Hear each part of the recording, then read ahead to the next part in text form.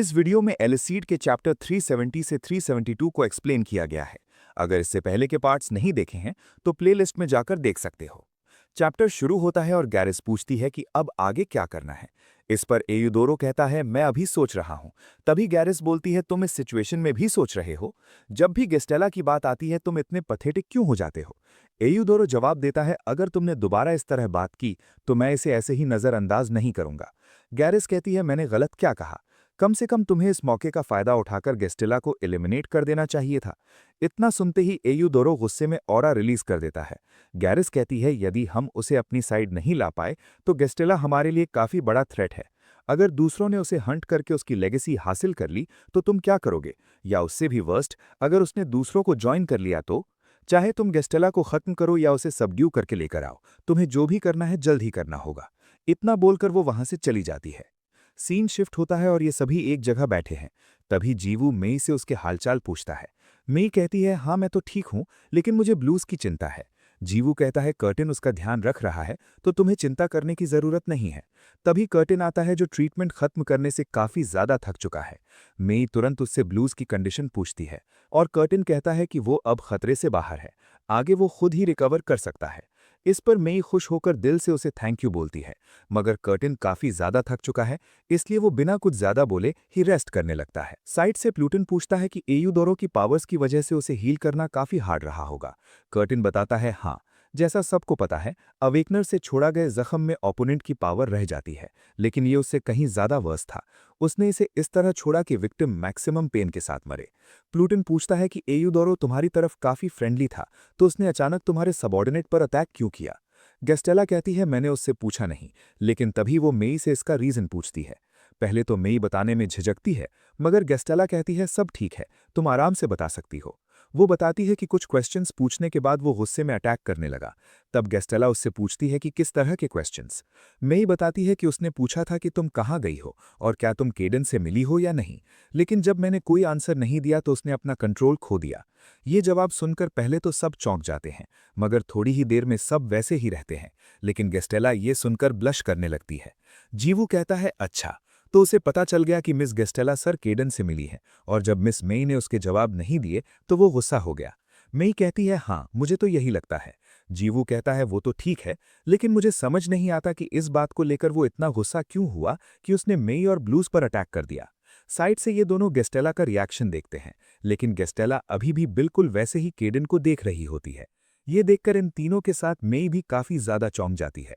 तभी कर्टिन कहता है जीवू तुम ऊपर जाकर थोड़ा रेस्ट कर लो। इतना सुनकर जीवू ऊपर जाने लगता है।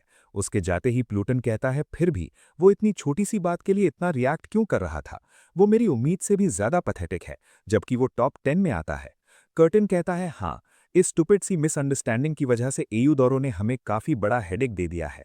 मेई सोचती है कि ये सुनकर लेडी गेस्टेला जरूर गुस्सा करेंगी, मगर वो तीनों उसे देखकर चौंक जाते हैं, क्योंकि अब तक जब भी केडन का नाम आता था गेस्टेला हमेशा गुस्से में आ जाती थी, लेकिन आज उसके एक्सप्रेशन कुछ अलग ही हैं। इन तीनों को बिल्कुल समझ नहीं आता कि यहाँ चल क्या रहा है, मगर मेई को समझ आ जाता है कि शायद लेडी गेस्टेला के लिए ये कोई मिसअंडरस्टैंडिंग नहीं है। अब केडन कहता है लगभग सभी टॉप 10 ऐसे ही हैं, लेकिन स्पेशली ये अनस्टेबल था। वो हमेशा सोचता था कि पूरी दुनिया उसके नीचे आती है। मगर प्लूटोन और कर्टेन उसे ऐसे देख रहे होते हैं जैसे कि क्या ये सच में नहीं जानता यहाँ क्या चल रहा है। तभी वो तीनों एक्सक्यूज बनाते हैं कि उन्हें कुछ काम है तो वो यहाँ से निकलते हैं। इतना बोलकर वो तीनों वहां से चले जाते हैं। अब यहाँ सिर्फ ये दोनों ही बैठे हैं और केडन कहता है इन तीनों को क्या हुआ।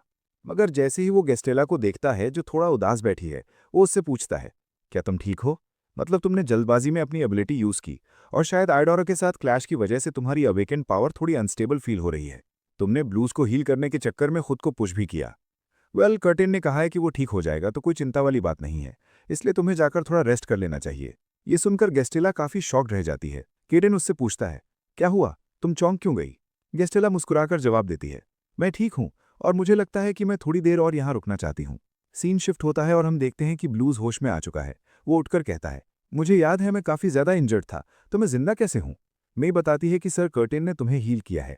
साइड से कर्टिन कहता है मुझे इस तरह देखने की जरूरत नहीं है, मैंने तुम्हें ट्रीट किया क्योंकि आजकल अच्छे बटलर मिलना काफी हार्ड है। थोड़ी ही देर में ब्लूज को याद आता है कि उसे बचाने के लिए लेडी गेस्टेला आइडोरो से फाइट करने वाली थी। वो तुरंत मेई से गेस्टेला के बारे में पूछता है और मेई बताती है कि भले ही उन्होंने खुद को थोड़ा पुश कर दिया था, लेकिन अब वो ठीक है। उन्होंने तुम्हारे उठने का कई दिन वेट किया, लेकिन कुछ ही समय पहले वो घर वापस चली गई। एक फ्लैशबैक में गेस्टेला जा रही है, तभी पीछे से केडन पूछता है, तुम कहाँ जा रही हो? गेस्टेला कहती है, अपनी जगह वापस। मैं वहां इसलिए जा रही हूं क्योंकि वो वापस जरूर आएगा। केडन पूछता है, तुम मुझसे मिलने वहां जा रही हो? गेस्टेला कहती है, हाँ, हमें कुछ मैटर्स सॉर्ट आउट करने हैं। वो जाने से पहले केडन से बोलती है, मेरे आने तक ब्लूज और मे का ध्यान रखना। इतना बोलकर वो चली जाती है। सीन शिफ्ट होता है और हम गेस्टेला को अपने कासल में देखते हैं। तभी वहां आइडोरो आता है। गेस्टेला उसी का इंतजार कर रही थी। उसे देखकर गेस्टेला कहती है, तुम्हारी वापस आने की हिम्मत कैसे हुई? आइडोरो कहता है, मैं यहां तुमसे कुछ कंफर्म करने आया हूं। वो पूछता है, क्या तुम सच में केडन से मिली थी? गेस्टेला तुरंत जवाब देती है, हाँ। ये सुनकर आइडोरो को काफी गुस्सा आ जाता है। वो कहता है, अभी भी देर नहीं हुई, अपना माइंड चेंज करो और मेरा ऑफर एक्सेप्ट कर लो। सिर्फ इतना करो और मैं तुम्हें अपने अंडर ले लूंगा। गेस्टेला कहती है, उसकी कोई जरूरत नहीं है। मेरा आंसर हमेशा की तरह सेम है। मैं तुम्हारे ऑफर को रिजेक्ट करती हूं। अब आइडोरो इस पर गुस्सा तो है, मगर वो कहता है, वर्ल्ड काफी डेंजरस बन चुका है, बल्कि टॉप 10 भी अकेले सर्वाइव नहीं कर सकते। तुम बस दूसरे टॉप 10 के लिए एक शिकार हो। क्या तुम्हें समझ आता है कि तुम्हारे डिसीजन का मतलब क्या है? इसका मतलब यह है कि तुम मुझे अपना दुश्मन बना लोगी। इसलिए ये सब छोड़ो और मुझे ज्वाइन करो, तभी मैं तुम्हें प्रोटेक्ट करूंगा। गेस्टेला थोड़ी देर उसे देखती है और जवाब देती है, मैं खुद अपने आप को प्रोटेक्ट करूंगी, और तुम कभी भी मेरी साइड थे ही नहीं। ये सुनकर आइडोरो गुस्से में अपनी एनर्जी रिलीज कर देता है और उधर गेस्टेला भी फाइट के लिए रेडी हो जाती है। आइडोरो कहता है, चलो, अब बात करने की जरूरत नहीं है। यदि तुम मेरी नहीं सुनोगी तो मैं तुम्हें सबड्यू करके अपने साथ ले जाऊंगा। गेस्टेला कहती है, क्या तुम ऐसा करने के केपेबल भी हो? इतना बोलते ही दोनों एक दूसरे पर अटैक कर देते हैं। उन दोनों की एनर्जी क्लैश से वहां काफी बड़ा एक्सप्लोजन होता है, जिससे गेस्टेला का कासिल पूरी तरह तबाह हो चुका है। मगर इस क्लैश के बाद भी वो दोनों बिना रुके एक दूसरे पर अपनी एनर्जी से अटैक किए जाते हैं। अब वो दोनों फाइट कर ही रहे होते हैं कि ऊपर से गैरेस भी आ जाती है।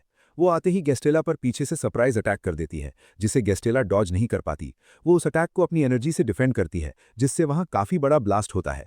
धूल हटने के बाद गेस्टेला भी समझती है कि ये सिचुएशन काफी हार्ड बन चुकी है। ऊपर से गैरेस कहती है, आइडोरो अकेला शायद तुम्हें कैप्चर ना कर पाए, लेकिन मेरे यहां रहते ये एक अलग कहानी है। अब गेस्टेला उसे घूर रही होती है, जिस पर गैरेस ताना मारते हुए कहती है, क्या तुम मुझे इस तरह देखना बंद करोगी? क्योंकि सच कहूं तो मैं तो तुम्हें एलिमिनेट करना चाहती थी, लेकिन आइडोरो ही तुम्हें जिंदा वापस लेकर जाना चाहता है, तो मेरे पास कोई चॉइस नहीं बची। तभी आइडोरो कहता है, कुछ उल्टा सीधा करने की जरूरत नहीं है, क्योंकि गैरेस के रहते हम तुम्हें ओवर पावर करके आराम से ले जा सकते हैं। गैरेस भी कहती है, हाँ, ये सही बोल रहा है। तुम्हें फालतू में खुद को इंजर्ड करने की जरूरत नहीं है, क्योंकि तुम चाह कर भी यहां से एस्केप नहीं कर पाओगी। तभी गेस्टेला अपने नीचे गैरेस की एनर्जी सेंस करती है और ऊपर से गैरेस बताती है, मैंने ये स्पेशली तुम्हारे लिए ही प्रिपेयर किया है। अब गेस्टेला अपनी एनर्जी यूज करके उससे बाहर निकलने की कोशिश करती है। उसे देखकर गैरेस कहती है, ये काफी पेनफुल होगा, है ना? जितना ज्यादा पावर यूज करोगी उतना ही ज्यादा वर्स पेन, और तुम इससे बाहर भी नहीं आ पाओगी। और सबसे मेन बात कि तुम अपनी टेलीपोर्टेशन टेक्निक, जिस पर तुम्हें इतना प्राउड है, उसे भी यूज नहीं कर पाओगी। मैंने ये स्पेशली तुम्हारे लिए बनाया है। अब गेस्टेला काफी कोशिश करने के बाद भी उससे बाहर नहीं आ पाती। वो कहती है, ये मुझे रोकने के लिए इनफ नहीं है। अब वो सीरियस होकर काफी पावरफुल एनर्जी रिलीज करती है। पहले वो उस पूरे स्पेस में अपनी एनर्जी फैला देती है, और उसके फैलते ही वो अपनी एनर्जी को ट्विस्ट करके उसे ब्रेक करने की कोशिश करती है, लेकिन इस बार भी वो उससे बाहर नहीं आ पाती। गैरेस कहती है, मैंने कहा था ये काम नहीं करेगा। गेस्टेला सोचती है कि इतना फोर्स यूज करने के बाद भी ये ब्रेक नहीं हुआ। वो चारों तरफ से गैरेस द्वारा तैयार की गई टेक्निक से घिरे हुई है। साइड से आयोडोरो कहता है, गिव अप कर दो, क्योंकि स्ट्रगल करने से तुम्हारी बॉडी को ही नुकसान होगा। गैरेस कहती है, आयोडोरो, ये बकवास बंद करो। क्या तुम्हें सच में लगता है कि हमने इसे ऐसे लॉक किया है तो गेस्टेला सच में गिव अप कर देगी? इस पर गेस्टेला कहती है, आयोडोरो, तुमसे अच्छा तो गैरेस मुझे जानती है। अगर मैं इतने से यहां से एस्केप नहीं कर सकती तो मुझे और ज्यादा पावर से ट्राई करना होगा। वो काफी और ज्यादा फोर्स यूज करके ट्राई करने लगती है, और गेस्टेला की टेक्निक को देखकर गैरेस भी चौंक जाती है।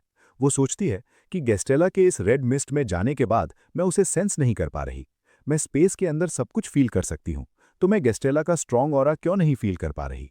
अब गेस्टेला अपनी रेड एनर्जी से उस स्पेस के अंदर एक टॉर्नेडो टाइप अटैक करती है। बाहर ये दोनों भी फील करते हैं कि ये अटैक कुछ अलग है। वो नोटिस करते हैं कि गेस्टेला धीरे धीरे उस स्पेस को तोड़ने लगी है।